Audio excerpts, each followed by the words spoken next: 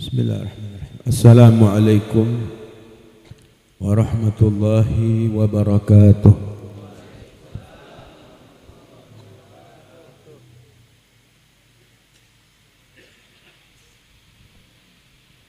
Alhamdulillah. Alhamdulillahi hamdan yuwafi ni'amahu wa yukafi'u mazidah. Ya Rabbana lakal hamdu kama yanbaghi li jalali wajhika wa li 'azimi sultanik. Ashhadu an la ilaha illallah wa anna Muhammadan abduhu wa rasuluh. Allahumma salli wa sallim wa barik ala sayyidina Muhammadin fil awwalina wal akhirina wa fil mala'il a'la ila yaumiddin hatta tarithal arda wa man 'alayha wa anta khairul warithin wa alihi wa sahbihi wa man tabi'ahum bi ihsanin ila yaumiddin. Amma ba'd. Qalu subhanaka la ilma lana illa ma 'allamtana innaka antal alimul hakim. Qala rabbi shrah li sadri wa yassir li amri wahlul 'uqdatam min lisani yafqahu qawli. Qalu subhanaka la ilma lana illa ma 'allamtana innaka antal alimul hakim. Allahumma arinal haqqa haqqan warzuqna ittiba'ah wa arinal batila batila warzuqna ijtinabah. Faya ma'syaral hadirin wal hadirat usikum wa nafsiya bitaqwallah. Al-mukarram wal muhtaram, yang saya cintai, saya hormati Mudirul Ma'had Ibnu Rushd, Bapak Al-Ustadz Suarifin, mata'anallah bituli hayatihi, amin ya rabbal alamin. Juga pembawa acara yang saya hormati Al-Ustadz Khalid beserta para dewan guru Pondok Pesantren Modern Ibnu Rushd. Kita doakan mudah-mudahan Pondok Pesantren Ibnu Rushd diberikan barakah oleh Allah Subhanahu wa taala, bisa bermanfaat untuk memperjuangkan agama yang dibawa oleh junjungan kita Nabi besar Muhammad sallallahu alaihi wasallam. Juga yang saya hormati para asatidz, para habaib, para orang tua, al-mukarram wal muhtaram, Bapak Haji Sadim, Al-Ustadz Saifuddin, Al-Ustadz Baha. Juga yang saya hormati Bapak RW 010 Kelurahan Pedurenan, Bapak Danton Abdani.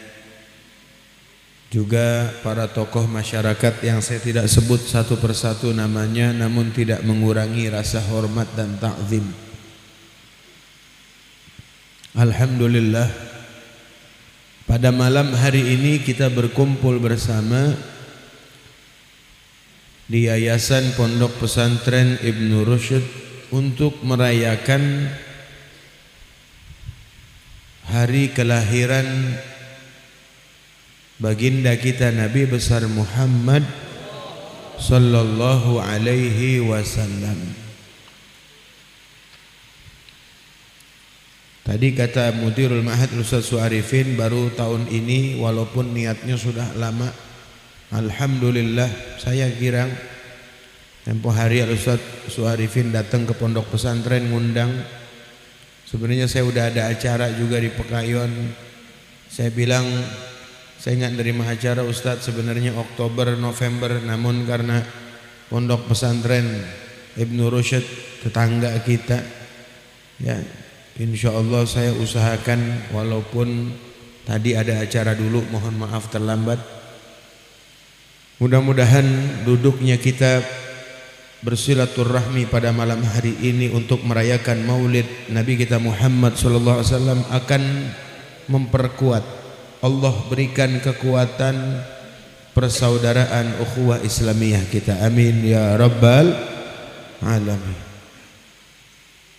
Hadirin jamaah sekalian yang dimuliakan Allah Subhanahu wa taala. Kalau bicara tentang peringatan Maulid, berarti yang dibicarakan adalah baginda kita Nabi besar Muhammad sallallahu alaihi wasallam. Yang mana begitu banyak kitab-kitab yang dikarang oleh para ulama tentang kemuliaan Nabi. Banyak banget. Bahkan solawat-solawat, gosidah-gosidah itu ribuan bahkan puluhan ribu gosidah untuk memuji Nabi kita Muhammad SAW. Jadi banyak banget sebenarnya kalau kita mau bicara tentang baginda kita Nabi besar Muhammad. Jadi kalau acara maulid yang sepantasnya, kalau orang ceramah bicara itu jangan keluar dari menerangkan tentang sejarah Nabi kita Muhammad. Yang jauh-jauh ini aja juga nggak bakalan kelar. Di dalam kitab Maulid Ad-Daibai tadi yang dibacakan, salah satu ada kalimat begini. Wa wasifuka ajizun alaika an hasri wa wasifuka ajizun an hasri ma hawaita min khisalil karami wal jud. Orang yang mensifati engkau ya Rasulullah, orang yang mau mensifati Rasulullah, menyebutkan kebaikan-kebaikan Nabi, ajizun, tidak akan mampu, an hasri, untuk menghitung ma hawaita min khisalil karami wal jud, apa yang engkau miliki daripada perkara-perkara kemuliaan dan kedermawanan. Jadi nggak bisa, saking banyaknya. Makanya saya kadang-kadang suka bingung kalau ada penceramah yang ceramah di acara maulid, ngomongnya ngelantur kemana aja. Kadang gak lah ngomongin politik, gak lah ngomongin urusan dunia, gak lah ngomongin apa aja diomongin. Padahal sepantasnya, kalau dikatakan tadi oleh Ustadz Khalid membawa acara, ini acara inti, kalau ceramah itu yang dibahas tentang Nabi Muhammad, maka termasuk acara inti daripada peringatan maulid. Yang mana ceramah ini adalah menjabarkan apa yang dibaca tadi daripada Siratun Nabawiyah. Tadi itu dibaca sejarah-sejarah Nabi ya. Al-Imam Abdurrahman Ad-Daibai radhiyallahu an, itu beliau pengarang Maulid Daiba yang tadi kita baca. Itu beliau karang ringkasan sejarah Nabi, ringkasan. Bahkan tadi yang dibaca ringkasan dari ringkasan, enggak semua dibaca tadi. Kalau dibaca semua bisa sampai jam 1 baru kelar kita. Jadi ringkasan itu kitab Maulid Ad-Daiba itu ringkasan sejarah Nabi. Seringkas-ringkasnya. Apa tujuan beliau mengarang? Dulunya nih tujuan beliau mengarang itu dibaca depan murid-muridnya. Kulla lailatil jum'ah, setiap malam Jumat itu dibaca sama murid-murid beliau. Tujuan beliau begitu, untuk dibaca sama murid-murid beliau. Padahal beliau pun ngarang kitab tentang sejarah Nabi, sejarah Rasulullah. Beliau karang 4 jilid kitab sejarah Nabi Muhammad sallallahu alaihi wasallam. Sengaja untuk dibaca malam Jumat beliau karang ringkasannya supaya tidak begitu panjang. Lah kalau misalkan umpama peringatan Maulid yang dibaca kitab Sirah Ibni Hisham, mau sampai kapan kelarnya? Atau kitab Nurul Yakin yang tebal ini dibaca, lah sampai subuh kita baru bubar. Ini pengarang-pengarang Maulid sengaja mengarang kitab Maulid ya, untuk dibaca acara-acara perayaan Maulid. Bahkan di setiap acara Ijtima'ul Muslimin dibacakan itu untuk apa? Untuk menambahkan kecintaan kita kepada Nabi kita Muhammad. Karena kecintaan kepada Rasulullah itu merupakan bagian dari agama. Orang kalau mau cinta kepada Allah, dia harus cinta kepada Nabi Muhammad. Coba Nabi bersabda begini dalam hadis, "Adibu auladakum ala thalathi khisalin." Didik anak kalian 3 perkara. Yang paling pertama disebut sama Nabi bukan hubbillah, bukan, atau hubbi rabbikum, bukan. Nabi sebut pertama apa? Hubbi nabiyikum. Cintai Nabi kalian. Ajarin anak-anak kalian yang pertama mencintai Nabi kalian. Karena otomatis orang kalau udah cinta sama Nabi, pasti dia cinta sama Allah. Pasti itu. Tapi orang yang cinta sama Allah ya, belum tentu dia beriman kepada Nabi Muhammad. Belum tentu dia cinta kepada Nabi Muhammad. Maka imannya nggak diterima. Kok bisa begitu? Bisa. Orang-orang Yahudi ya. Orang-orang ahlul kitab. Ahlul kitab, tahu ahlul kitab kan? Ahlul kitab ini orang kafir ya, yang mana mereka itu Tuhannya Allah, nabinya Nabi Isa, kitabnya kitab Injil. Injilnya betul-betul Injil yang dulu ya, betul-betul Injil yang diturunkan oleh Allah, bukan Injil yang sekarang. Itu ahlul kitab. Mereka beriman kepada Allah. Mereka beriman kepada Nabi Isa dan mengatakan Nabi Isa itu utusan Allah, bukan anak Allah seperti orang-orang Nasrani sekarang yakini bahwasanya Nabi Isa itu anak Tuhan. Kalau ahlul kitab itu mereka mengatakan Nabi Isa utusan Allah. Kitab mereka apa? Injil.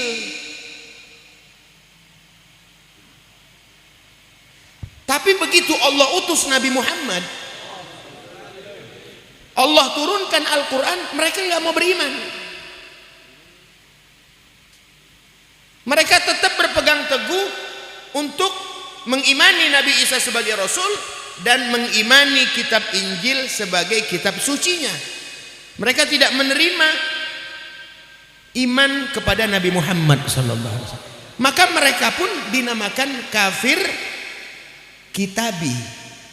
Kafir juga dia. Padahal dia Tuhannya Allah. Dia tidak mengadakan Tuhan selain Allah. Tuhannya Allah.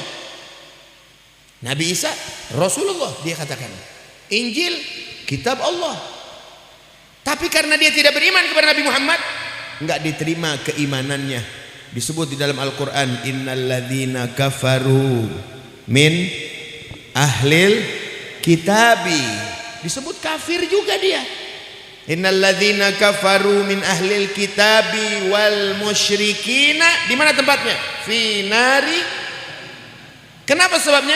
Karena mereka tidak beriman kepada Rasulullah. Mereka tidak mengakui Nabi Muhammad sebagai nabi.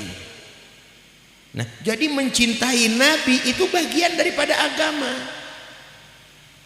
Bahkan Allah Subhanahu wa taala pernah menyebutkan kepada Nabi Allah Musa, "Ya Musa, katakan kepada umatmu untuk beriman kepada Muhammad kekasihku. Walaupun mereka beriman kepadaku, walaupun mereka beriman kepada engkau, tapi mereka tidak mengimani bahwasannya aku akan utus nanti nabi akhir zaman kekasihku Muhammad, maka iman mereka tidak akan aku terima," kata Allah Subhanahu wa taala. Ini Nabi Rasulullah SAW, bukan sembarang ya. bukannya Nabi ini sangat istimewa ya di kedudukannya di sisi Allah Subhanahu wa taala. Sayyidina Uwais Al-Qarani radhiyallahu anhu, beliau pernah mengatakan kepada Sayyidina Umar dan Sayyidina Ali begini, "Ma araftu ma min Rasulillahi illa dhil." Apa yang tidaklah yang kamu ketahui dari Rasulullah melainkan hanya bayangan saja. Kalian tidak tahu sebetul-betulnya kedudukan Nabi Muhammad sallallahu alaihi wasallam.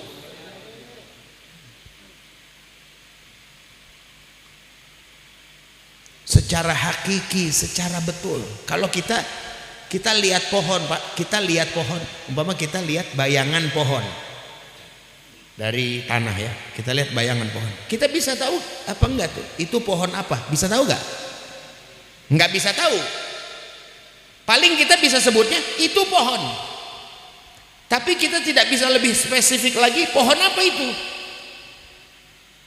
Itu Sayyidina Uwais Al-Qarani bicara begitu kepada Sayyidina Umar dan Sayyidina Uthman yang kesehariannya bersama Nabi. Bilang, kalian tidak tahu ya, apa yang kalian tahu dari Nabi sallallahu alaihi wasallam, dari Rasulullah itu hanya bayangan saja. Tidak tahu kedudukan sebenarnya Nabi kita Muhammad sallallahu alaihi wasallam.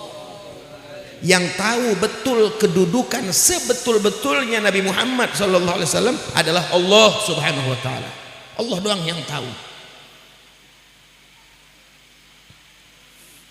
Nanti di hari kiamat kita baru tahu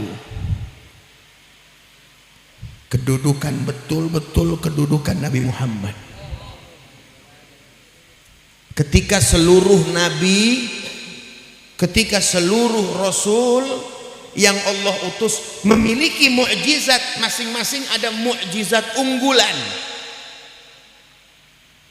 Semua mukjizat unggulan yang dimiliki oleh para nabi dimiliki juga oleh Nabi kita Muhammad sallallahu alaihi wasallam.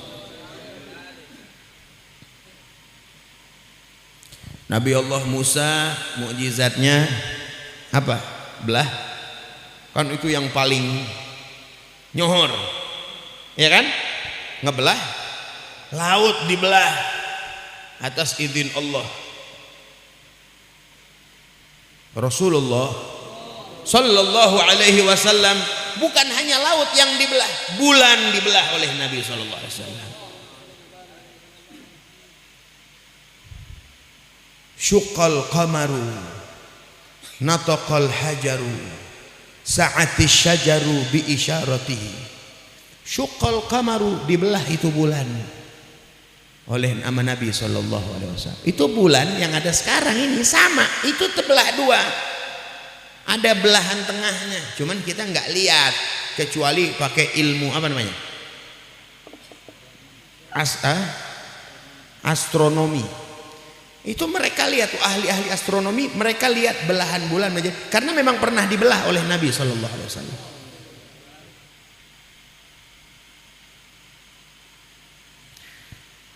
Kemudian mukjizat yang Allah berikan kepada Nabi Allah Daud dan Nabi Allah Sulaiman apa?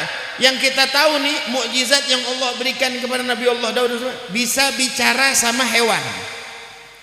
Nabi Sulaiman itu salah satu mukjizat bisa bicara sama hewan. Nabi kita Muhammad sallallahu alaihi wasallam bukan hanya kepada hewan, yang mana hewan itu adalah benda hidup.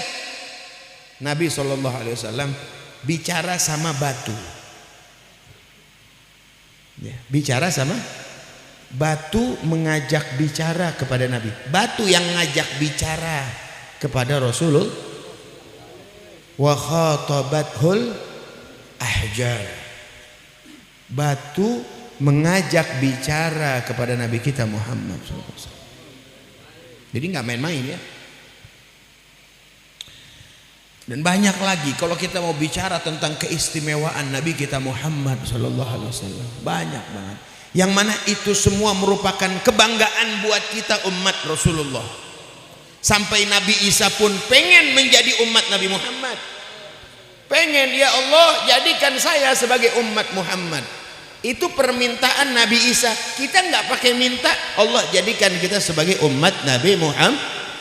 Maka bersyukurlah kita. Nggak pakai minta udah Allah jadikan umat Nabi Muhammad. Allah istimewakan yang mana umat ini adalah khairul ummah, sebaik-baiknya ukhrijat linnas kuntum khaira ummatin ukhrijat linnas ta'muruna bil ma'ruf wa tanhauna 'anil munkar. Bersyukur Allah jadikan kita sebaik-baiknya umat. Kenapa sebabnya? Karena nabinya adalah nabi yang mulia. Bukan karena kita banyak ibadah. Ya, ibadah kita mah nggak bisa diandelin, kita punya ibadah. Ya, kalau dibandingkan umat-umat dulu mah nggak ada apa-apanya ibadah kita. Umur 60 tahun, ibadah dikit. Kalau umat-umat dulu umur ratusan tahun, bahkan ada yang ribuan tahun, ibadah banyak. Ada yang bisa diagulin ibadahnya. Nah, kalau kayak model kita ibadah nggak bisa diagulin. Sehari sholat 5 waktu, satu waktu 5 menit, 5 waktu 25 menit, taruh sama wudhu 5 menit, 10 menit. Sehari 50 menit, taruh sejam dah, udah banyak taruhnya tuh. Itu juga sholatnya, ya kadang-kadang ada yang bagus, ada yang sholatnya kadang-kadang suka mikirin, sambil mikirin dunia. Ya kan, ada yang sholatnya betul khusyuk, ada yang sholatnya mbari nengok kanan, ada yang begitu sholatnya, ada gak? Ada. Allahu Akbar, naruhin tangannya sini, kayak mau ngomong enggak sholatnya. Kenapa Allah berikan kita titel umat yang mulia? Karena Nabi Muhammad. Makanya bagaimana kita mensyukurinya? Bagaimana sih mensyukurinya? Meneladani apa yang dicontohkan oleh Nabi kita Muhammad. Karena Nabi Muhammad adalah contoh yang baik buat kita semua. Jadikan Nabi Muhammad referensi kehidupan kita. Rasulullah udah. Kata Allah dalam Al-Quran, "Qul in kuntum tuhibbunallah fattabi'uni yuhibbukumullah." Kalau kalian cinta kepada Allah, maka ikuti aku. Ikuti maksudnya ikuti Nabi Muhammad. Jadikan tauladan Nabi Muhammad di dalam semua hal, di dalam seluruh perkara. Wama apa dikatakan dalam Al-Habsyi, wama min khuluqin fil bariyati mahmud illa wa huwa mutalaqqan an zainil wujud. Tidak ada akhlak yang terpuji di muka bumi ini melainkan akhlak tersebut mengambil dari Nabi kita Muhammad. Manba'ul ilmi wal hikami, sumber ilmu dan sumber hikmah adalah Nabi kita Muhammad.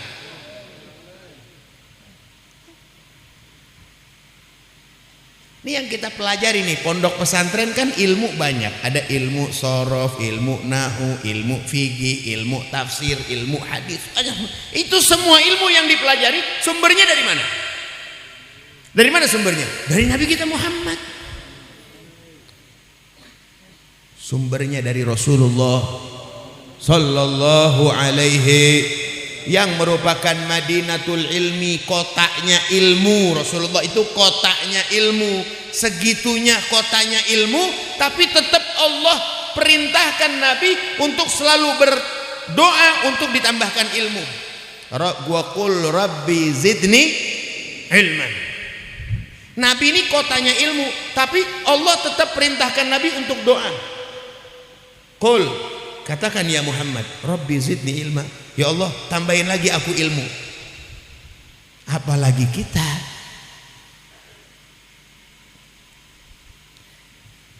yang minim banget sama ilmu agama, mestinya kita yang lebih banyak berdoa untuk ditambahkan ilmu oleh Allah Subhanahu dengan kita duduk di majelis-majelis ilmu, terutama anak-anak santri ini, masya Allah. Allah berikan kesempatan buat kalian untuk hidupnya untuk nuntut ilmu. Jadi nggak pakai mikirin kerja, nggak pakai mikirin dunia, nggak pakai mikirin, udah nuntut ilmu aja. Malah kalau di pondok pesantren Ar-Ridwan, Ustadz, pondok pesantren Ar-Ridwan santrinya nggak bayaran, orang tuanya yang bayaran. Ini nggak pakai pikirin bayaran, jadi yang bayar orang tuanya. Bersyukur kepada Allah SWT. Jadi semuanya hidup kita harus meneladani Nabi kita Muhammad Sallallahu Alaihi Wasallam, baik dari segi ibadah atau segi kebiasaan. Ibadah kita harus mencontoh kepada Nabi Muhammad. Kebiasaan kita sehari-hari harus mencontoh pada Nabi Muhammad. Bangun tidur apa yang disuruh sama Nabi, baca doa bangun tidur.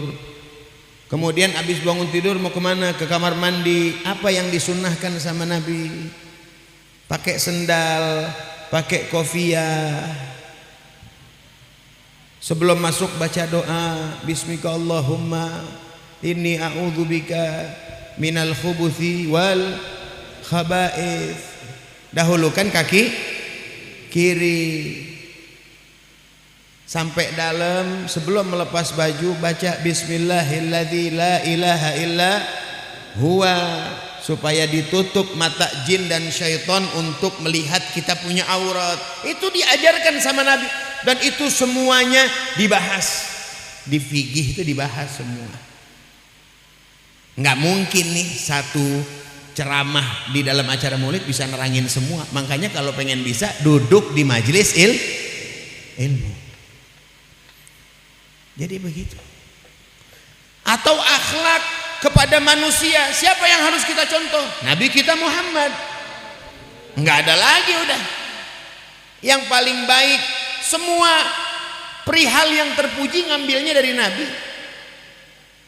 Masuk masalah ini, meneladani Nabi SAW untuk membangun ukhuwah Islamiyah. Yang ngajarin siapa? Nabi kita Muhammad. Nabi katakan apa? Mathalul mu'minina fi tawaddihim wa tarahumihim wa ta'atufihim kamathalil jasadil wahid, kata Nabi. Dicontohkan ya, perumpamaan orang mukmin di dalam saling berkasih sayang, saling mencintai, saling berlemah lembut. Contohnya seperti apa? Kal jasadil wahid, seperti satu jasad. Idza ishtaka udhun, apabila satu anggota badan itu merasakan sakit. Nih, orang mukmin itu keseluruhan itu seperti satu jasad manusia, kata Nabi SAW, dalam menyayangi, dalam mengasihi. Jasad manusia kita nih jasad kita, tubuh kita nih, satu ngerasain sakit. Idza ishtaka udhun istaka sairu jasadihi, atau idda'a sairu jasadihi bil humma was sahr, maka anggota badan yang lain ikut merasakan sakit. Jempol kita cantengan nih, jempol kita nih cantengan bengkak ya, badan kita nih meriang apa enggak? Meriang. Padahal jempol yang sakit, badan ikut meriang, mata ikut nggak bisa tidur. Benar apa enggak? Contohnya seperti itu. Jadi harus bersatu. Tangan nih, padahal tangan nggak sakit, tapi tangan megangin gini. Aduh, mulut, aduh. Gitu. Semuanya ikut ngerasain apa yang dirasakan sama jempol kaki. Nggak ada orang sakit cantengan tangannya, mulutnya syukurin loh.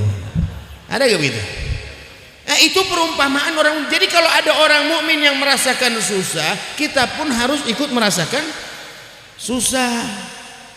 Itu benar namanya persaudaraan mukmin begitu. Kalau ada orang mukmin yang senang, kita harus merasakan senang. Tetangga kita, saudara kita muslimin punya nikmat, dapat nikmat, punya mobil baru, senang kita, alhamdulillah, ya Allah, Allah kasih ente mobil baru, senang saya.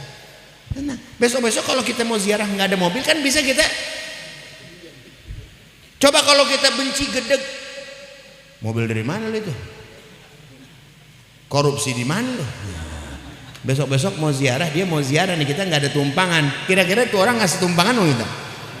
Soalnya lu numpang yang lain, kemarin ngatain gua. Jangan begitu. Seorang mukmin itu harus bersatu. Karena kayak Palestina. Mereka saudara kita muslim, Pak. Ini Palestina dan Israel bukan perang antar negara. Ini perang antara muslim dan kafir harbi. Saya bisa jamin itu.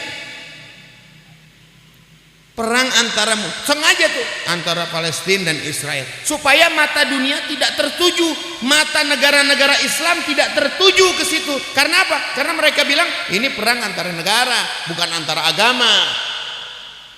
Ini perang antara agama, Pak, antara muslim dan kafir harbi.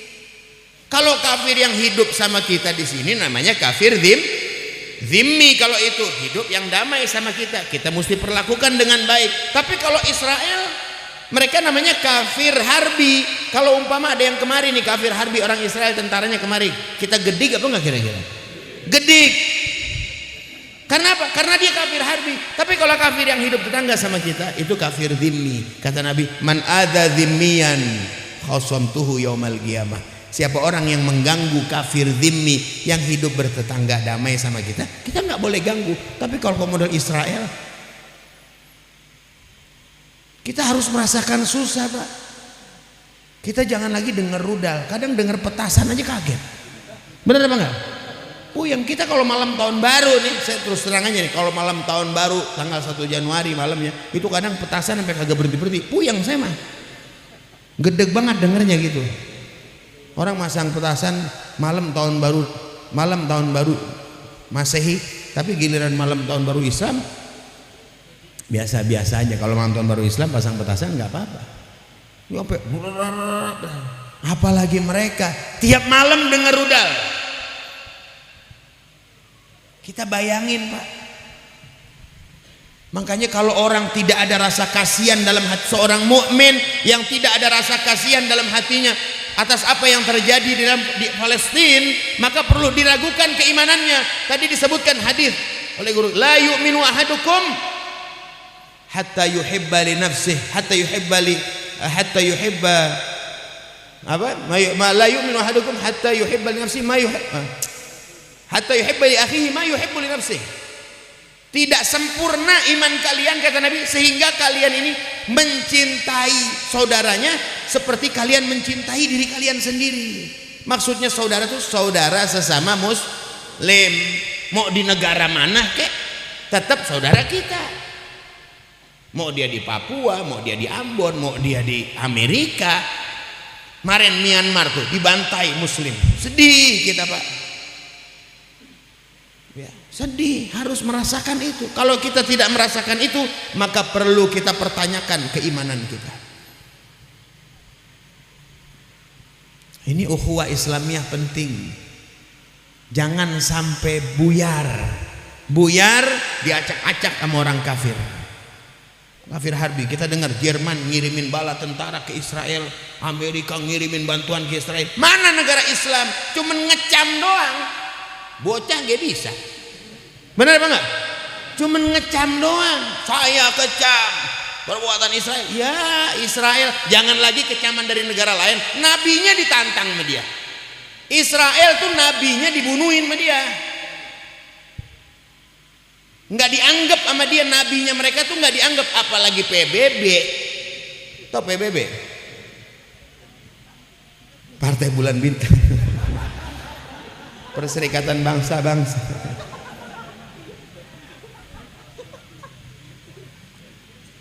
Jadi mesti bersatu nih, Islam ini mesti bersatu, jangan pecah. Ya Allah, cuman gara-gara beda pendapat pecah, beda pilihan pecah. Jangan, beda pendapat silahkan, beda madhab silahkan, beda akwal silahkan. Yang penting tetap asyhadu an la ilaha illallah wa asyhadu anna Muhammadan, masih dalam lingkaran dua kalimat syahadat. Beda pendapat, beda pilihan silahkan. Mau yang satu katanya mau warnanya biru, kayak mau tadi warna apa? Burik batu. Ada warna blorok. Ya. Burung ya. Mau warna apa terserah, yang penting tetap persaudaraan Islam dijaga. Pengajian juga. Malah kadang-kadang nih tadi kan Pak Danton bilang, ibu-ibu baik-baik kalau pengajian, kalau ada caleg jangan suka pas lagi pengajian, habis pengajian. Ini kadang-kadang Pak, pengajiannya sendiri berkotak-kotak, seragamnya beda-beda. Ada yang seragamnya biru, ada yang seragamnya kuning, ada tuh berkotak-kotak seragam. Ntar kan orang kalau yang mau ngaji nggak punya seragam malu, bener apa enggak? Ngaji tuh gua kagak punya seragam. Ya Allah, jangan udah ngaji mau seragamnya apa, yang penting aurat ketutup. Jangan kayak seragaman.